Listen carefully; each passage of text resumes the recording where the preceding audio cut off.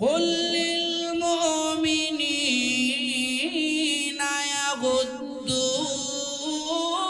من أبصارهم ويحفظوا فروجهم ذلك أزكى لهم إن الله خبير بما يصنعون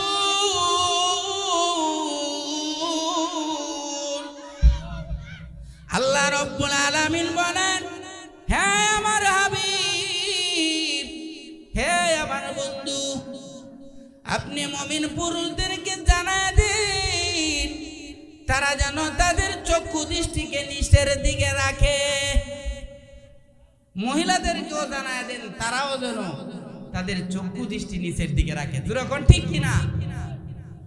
চোখ যদি হেফাজত হয়ে যায়, চোখের হেফাজত যদি আমি করতে পারি, সমাজে আর কোনোদিন জিনা ব্যভিচার চলতে পারে না। ঠিক কিনা? দুরকম সমাজে কোনোদিন অবৈধ মেলামেশা চলতে পারে না, প্রেম প্রীতি ভালোবাসা চলতে পারে না, অ্যাসিড মারা চলতে পারে না। দুরকম ঠিক কিনা? চোখ যদি হেফাজত হয়ে যায়, আস্তে আস্তে আল্লাহ আপনাকে আমাকে আল্লাহর ওলি বানায় দিবে। দুরকম সুবহানাল্লাহ। যেই লোকমানে হাকিম সম্পর্কে আমার আল্লাহ, যে লোকমানের প্রতি আমার আল্লাহ খুশি হইয়া রাজি হইয়া আমার স্বয়ং আল্লাহ পবিত্র কোরআনুল কারীমের ভিতরে সূরা লোকমান নাযিল করে দিলেন। দুরকম সুবহানাল্লাহ। তো আসুন সেই লোকমানকে, লোকমানে হাকিমকে, যার এত সম্মান এত মর্যাদা, যার সম্পর্কে আল্লাহ কোরআনুল কারীমের ভিতরে সূরা নাযিল করে দিলেন। আপনারা রসুলপুর উত্তরপাড়া এমন কয়জন আছে আপনাদের সম্পর্কে সূরা নাযিল হইছে? কয়জন আছে? একজনও নাই। তাহলে আসুন, এত ইজ্জত সম্মান কিভাবে সে কামাইলো? যার সম্পর্কে আল্লাহ খুশি হইয়া রাজি হইয়া আল্লাহ কোরআনুল কারীমের ভিতরে আল্লাহ যার সম্পর্কে সূরা নাযিল করে দিলেন, সরাসরি কোরআনের আয়াতের ভিতরে তার নাম আছে। সুবহানাল্লাহ। সেই লোকমানে হাকিমকে, যার এত মর্যাদা, যার এত সম্মান, আল্লাহ রব্বুল আলামিনের কাছে যার প্রতি খুশি হইয়া রাজি হইয়া আমার স্বয়ং আল্লাহ যার সম্পর্কে কোরআনুল কারীমের ভিতরে মহান আল্লাহ যার সম্পর্কে সূরা নাযিল করে দিলেন, এই লোকমানে হাকিমকে, যার এত সম্মান এত মর্যাদা, গাছে মাছে যাকে চিনে, আকাশ বাতাসে যাকে চিনে, এত সম্মান এত মর্যাদার অধিকারী এই লোকমানে হাকিম কিভাবে হইল? জানার দরকার আছে না নাই? আরো জোরে বলেন, জানার দরকার আছে না নাই? এত দামি, এত সম্মানী ওই লোকমানে হাকিম কিভাবে হয়ে গেলেন, যার এত মর্যাদা আমার আল্লাহর কাছে? হযরতে লোকমানে হাকিম একদিন তার ছেলেকে উদ্দেশ্য করে একটা নসিহত করেছিলেন। হে আমার ছেলে, হে আমার বৎস, আমি তোমাকে একটা উপদেশ করি, তুমি আল্লাহর সাথে কাউকে শরীক করবা না, আল্লাহর সাথে কাউকে শরীক করবা না। ইন্নাশ শিরকা লাযুলমুন আযীম, কারণ শিরক হইল মহা বড় গুনাহ।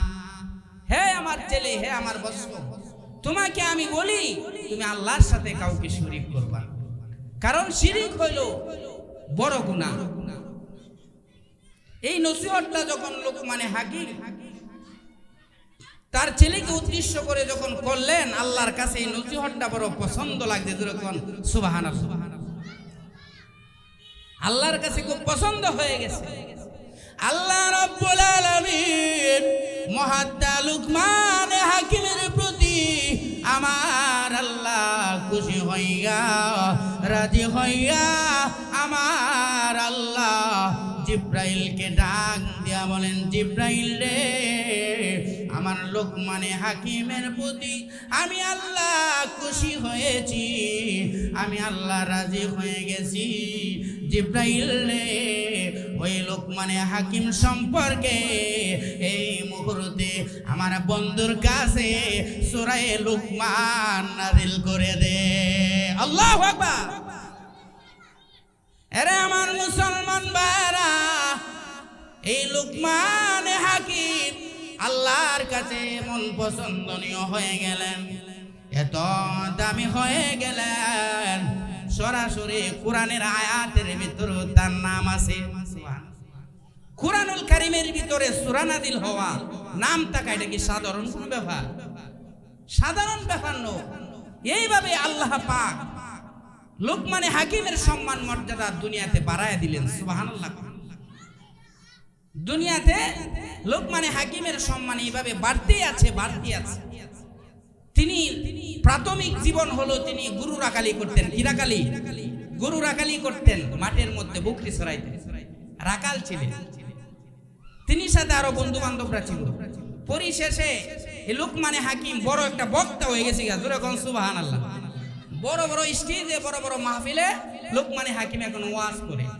একদিন এক মাহফিলে লোকমানে হাকিম ওয়াজ করতেছে। কি করতেছে? বিশাল জনসমুদ্রের মাঝে লোকমানে হাকিম ওয়াজ করতেছে। তো ওয়াজ করতেছে, একটা লোক মানুষ বড় সম্মানের সহিত ইজ্জতের সহিত লোকমানে হাকিমের কথাগুলো শ্রবণ করতেছে।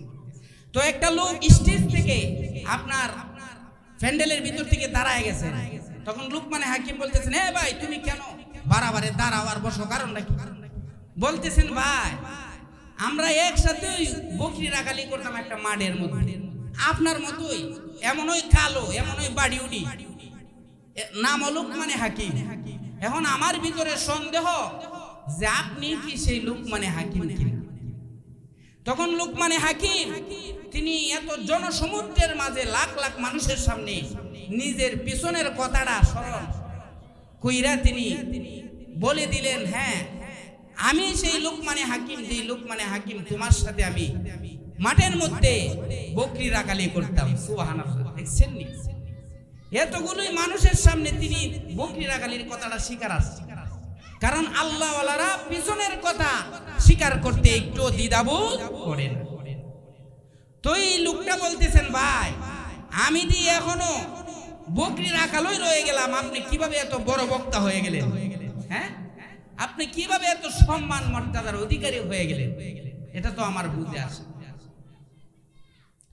মুহাদ্দা লোকমানে হাকিম এবার দেখে দেখে বলেন, ভাই রে তুমিও কি চাও দুনিয়া এবং আখিরাতে আমার মতো সম্মানী হতে? এরে ভাই তুমিও যদি দুনিয়া এবং আখিরাতে আমার মতো সম্মানী হতে চাও, আমার মতো এমন বড় বক্তা হতে চাও, তাহলে তোমার গুণ লাগবে 9টা।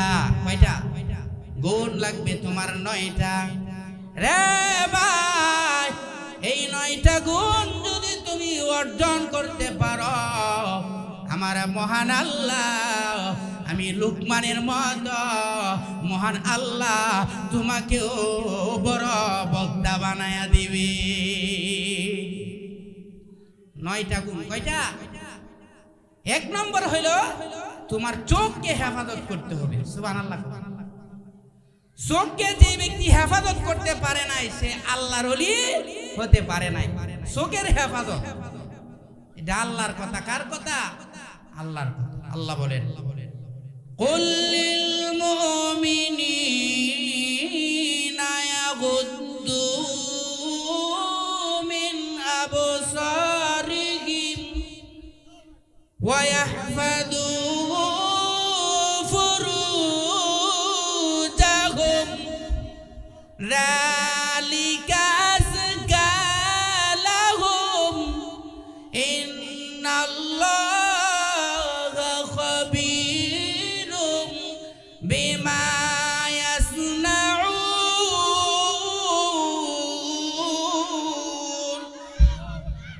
আল্লাহ রাব্বুল আলামিন বলেন, হ্যাঁ আমার হাবিব বন্ধু, আপনি মুমিন পুরুষদেরকে জানায় দিন তারা যেন তাদের চক্ষু দৃষ্টিকে নিচের দিকে রাখে। মহিলাদেরকেও জানায় দেন তারাও যেন তাদের চক্ষু দৃষ্টি নিচের দিকে রাখে। যখন ঠিক কিনা? চোখ যদি হেফাজত হয়ে যায়, চোখের হেফাজত যদি আমি করতে পারি, সমাজে আর কোনোদিন জিনা বেবিচার চলতে পারে না। ঠিক কিনা? সমাজে কোনোদিন অবৈধ মেলামেশা চলতে পারে না, প্রেম প্রীতি ভালোবাসা চলতে পারে না, অ্যাসিড মারা চলতে পারে না। যখন ঠিক কিনা? চোখ যদি হেফাজত হয়ে যায়, আস্তে আস্তে আল্লাহ আপনাকে আমাকে আল্লাহর ওলি বানায় দিবে। দেখবেন পুরুষরাও যদি চোখের হেফাজত করতে পারে, মহিলারাও যদি চোখের হেফাজত করতে পারে, আল্লাহ আস্তে আস্তে তারা কি বানায় দিবেন? আল্লাহর ওলি বানায় দিবেন। সুবহানাল্লাহ। 1 নম্বর গুণ। 2 নম্বর গুণ হইল, লোকমানে হাকিম বলেন 2 নম্বর গুণ হলো তোমার জবানের হেফাজত করতে হবে। কিসের হেফাজত? জবানের হেফাজত করতে হবে। জবান দ্বারা অযথা অহেতুক কোনো কথাবার্তা বলা যাবে না, কারো গীবত করা যাবে। কারণ জবান যদি কন্ট্রোল হয়ে যায়, হেফাজত হয়ে যায়, তাহলে আল্লাহ রাব্বুল আলামিন আপনাকে আমাকে আল্লাহর ওলি বানায় দিবেন। সুবহানাল্লাহ। এই জন্য লোকমানে হাকিম বলে, ও ভাই, দুনিয়া এবং আখিরাতে যদি তুমি আমার মতো দামি হইতে চাও, তাহলে তোমার জবানের হেফাজত করতে হবে। জবান দ্বারা অহেতুক কথাবার্তা বলা যাবে না। জবান দ্বারা যদি তুমি আল্লাহ আল্লাহর জিকির করতে পারো, ওই জবান দিয়া যদি আল্লাহর নামের জিকির তোমার কলবের মধ্যে জবানে যদি জারি করতে পারো, আল্লাহর নবী বলে, উম্মতেরা রে, কিয়ামতের কঠিন ময়দানে মহান আল্লাহ তৈরি জান্নাতে হাসতে হাসতে তোমরা চলে যাবে। এই জন্য লোকমানে হাকিম বলেন, রে ভাই, দুনিয়ায় এবং আখিরাতে যদি তুমি আমার মতো দামি হইতে চাও, তাহলে তোমার জবানের হেফাজত করতে হবে। সুবহানাল্লাহ বলেন। 3 নম্বর, তোমার লজ্জাস্থানের হেফাজত করতে হবে। কিসের হেফাজত?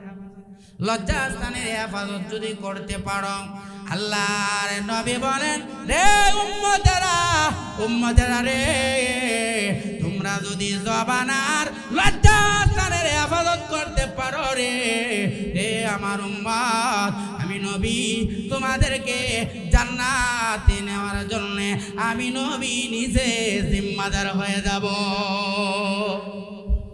এই জন্য জবানের হেফাজত করতে হবে, লজ্জাস্থানের হেফাজত করতে হবে গো।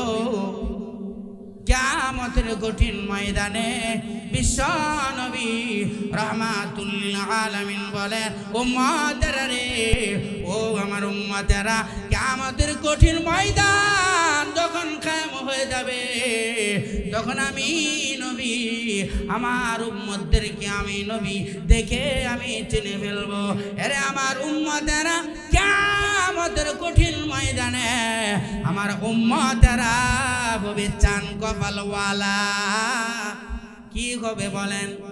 নবীর উম্মতেরা কিয়ামতের কঠিন ময়দানে আমার নবীর উম্মত যারা হবে রে, তারা হবে চান কপালওয়ালা।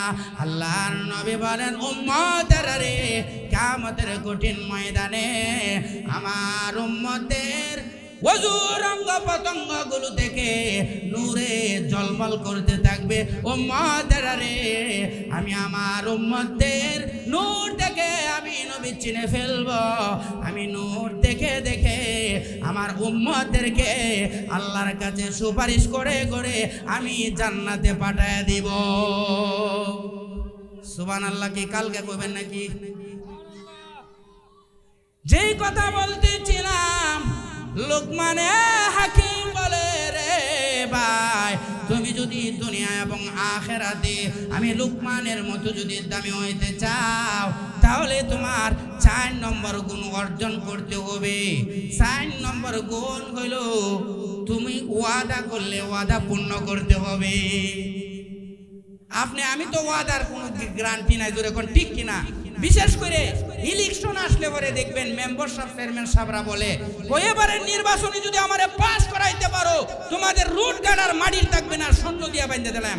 নাউজুবিল্লাহ, জোরে কম। এমন কথা কম, মন্ত্রী হইলো এই স্বপ্ন পূরণ করতে পারতো না, জোরে কোন ঠিক কিনা? কনি পরে দেখবেন ইলেকশনে পাস করার পরে মেম্বারেরও কুজ্জা পাওয়া যায় না, চেয়ারম্যানেরও কুজ্জা পাওয়া যায় না, জোরে বলে ঠিক কিনা? ওয়াদার কোনো গুরুত্ব নাই তাদের, জোরে এখন ঠিক কিনা? লোকমানে হাকিম বলে, ও ভাই, দুনিয়াতে যদি তুমি আমার মতো দামি হইতে চাও ওয়াদা পূর্ণ করতে হবে। ওয়াদা যদি পূর্ণ না করো তোমার কোনো দাম থাকবে না। তুমি চেয়ারম্যান হইলে তোমার দাম নাই, এমপি হইলে তোমার দাম নাই, তুমি লড়ছর বেড়া, তোমার কোনো দাম মানুষের কাছেও নাই, আল্লাহর কাছেও নাই, যেরকম ঠিক কিনা? লোকমানে হাকিম বলে, আমার মতো দামি হইতে গেলে তোমার ওয়াদা পূর্ণ করতে হবে। 5 নম্বর হইল লোকমানে হাকিম বলে, রে ভাই, তুমি যদি আমার মতো দামি হইতে চাও তাহলে তোমার হালাল রুজি রোজগার অর্জন করতে হবে। কি রোজগার বলেন? হালাল রুজি রোজগার অর্জন করতে হবে। হালাল রুজি রোজগারের মাধ্যমে যখন তুমি জীবিকা নির্বাহ করবে রে, হালাল রুজি রোজগারের মাধ্যমে যখন তুমি খাবার খাইয়া আল্লাহকে ডাক দিবে রে, ডাক দিতে দেরি হবে, আমার মহান আল্লাহ তোমার ডাক কবুল করতে একটা মুহূর্ত দেরি হবে না। হালাল রুজি রোজগারের মাধ্যমে আমি যদি আমার জীবন গঠন করতে পারি, হালাল রুজি রোজগার খাইয়া যদি আল্লাহর ইবাদত বন্দেগী করি রে, এই ইবাদতের মাধ্যমে নূর পয়দা হবে। সুবহানাল্লাহ, জোরে বলেন। নূর পয়দা হবে, আর এই নূর দ্বারা মহান আল্লাহর মারিফত লাভ করে ফেলব। এই জন্য লোকমানে হাকিম বলে, রে ভাই, তুমি যদি আমি লোকমানের মতো দামি হইতে চাও তাহলে তোমার হালাল রুজি রোজগারের মাধ্যমে তোমার জীবন চালাইতে হবে। 5 নম্বর। 6 নম্বর হলো সদা সর্বদাই সত্য কথা বলতে হবে। সুবহানাল্লাহ। 7 নম্বর হইল আপনার এই মেহমানদারি করতে হবে। কি করতে হবে? মেহমানদারি। মেহমানদারি পয়গম্বরী সুন্নাত হইল মেহমানের খেদমত করা। যেরকম সুবহানাল্লাহ। পয়গম্বরী সুন্নাত হইল মেহমানের খেদমত করা।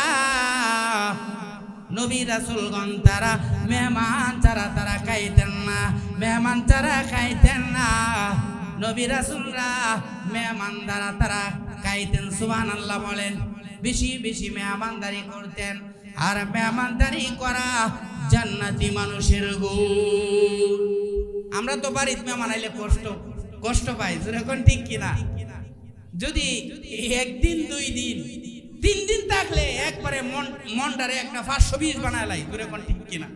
জানা কেরে এখনো জানা কেরে। আরে ভাই, মেহমান বাড়িতে আসলে আল্লাহর রহমতও আসে। যেরকম সুবহানাল্লাহ।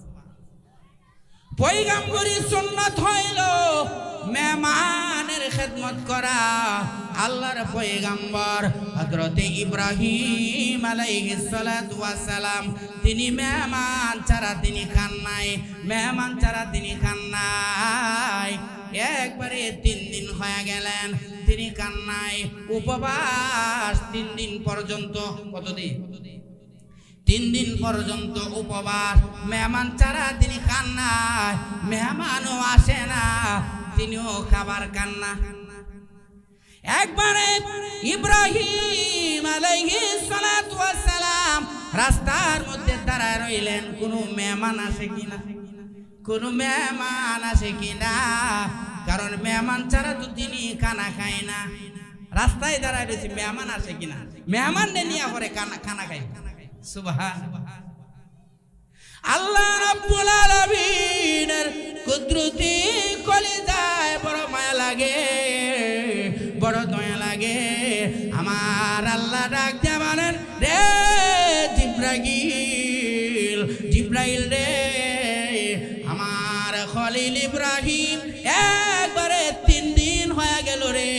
আমার খলিল ইব্রাহিম কোনো খানা খাই না, 3 দিন হয়ে গেল। 3 দিন পর্যন্ত আমার খলিল ইব্রাহিম 3 দিন পর্যন্ত ক্ষুধার্ত। রে জিব্রাইল কওমে লূতকে ধ্বংস করার জন্য যাইবে, তবে আমার ইব্রাহিম নবীর বাড়ি হয়ে যায়, আমার ইব্রাহিমকে খাওয়ায়া এরপরে কওমে লূতকে ধ্বংস করার জন্য যায়। সুবহানাল্লাহ জোরে বলেন। হযরত জিবরাইল 12 জন ফেরেশতাকে লইয়া কওমে লূতকে ধ্বংস করার জন্য যাইবেন। হযরত ইব্রাহিম পয়গম্বরের বাড়ির মধ্যে প্রবেশ করলেন। ইব্রাহিম পয়গম্বর 12 জন মেহমান দেখে তিনি খুব খুশি হয়ে গেলেন। ইব্রাহিম আলাইহিস সালাতু ওয়াস সালাম খুশি হইয়া মেহমানদের সামনে তিনি খাবার রেডি করে দিলেন। ও মেহমানরা, আপনারা আমার বাড়িতে আইছেন, খান খান। আর ইব্রাহিম পয়গম্বর একবারে 3 দিনের ক্ষুধার্ত, তিনি আর উপরের দিকে তাকান না, নিচে মাথা দিয়া তিনি খাবার খাইতেছেন। সুবহানাল্লাহ। তিনি উপরের দিকে তাকান না, আর মেহমানরা দেন খাবার যে দিছে সামনে, এই খাবার তো মেহমানরা খায় না, কারণ মানুষের পেট ধরে ফেরেশতারা তো খাবার খায় না। এমনি পর্দার আড়াল থেকে বিবি সারা বলতেছেন, ও ইব্রাহিম পয়গম্বর, মেহমানরা দেন সামনে খাবার দিচ্ছেন, মেহমানরা দি খা না, কারণ রাখি। তখন ইব্রাহিম নবীর স্মরণ হয়ে যায়, আপনারা কান না কেন? কি তরহারি কি লবণ বেশি হয়ে গেছে গা? তরহারি কি হলুদ বেশি হয়ে গেছে নাকি? কান না কেন? কারণ তখন এই কথা যখন বললেন, জিব্রাইল বলতেছেন, ও পয়গম্বর ইব্রাহিম, আমরা হইলাম আল্লাহর ফেরেশতা, আমরা খাবার খাইতে আপনার বাড়িতে আসি না, আপনারে খাবার খাওয়ানোর জন্য আমরা আসছি। জোরে কোন সুবহানাল্লাহ। এই জন্য পয়গম্বরি সুন্নত হইল মেহমানদের খেদমত করা, মেহমানদের সেবা করা। এই জন্য লুকমানে হাকিম ডেকে ডেকে বলেন, রে ভাই, তুমিও যদি দুনিয়া এবং আখিরাতে আমি লুকমানের মতো যদি দামি হইতে চাও, তাহলে তোমাকে মেহমানদারি বেশি বেশি করে করতে হবে। এই মেহমানদারি যদি করতে পারো, আল্লাহ রব্বুল আলামিন তোমাকেও আমি লুকমানের মতো দুনিয়াতে দামি বানায় দিবে। আল্লাহু আকবার জোরে বলে। 8 নম্বর হইল, রে আমার ভাই, 8 নম্বর হইল, এমন কথা বইল না যে কথা বললে দুনিয়াতে কোনো ফায়দা নাই, পরকালেও ফায়দা নাই।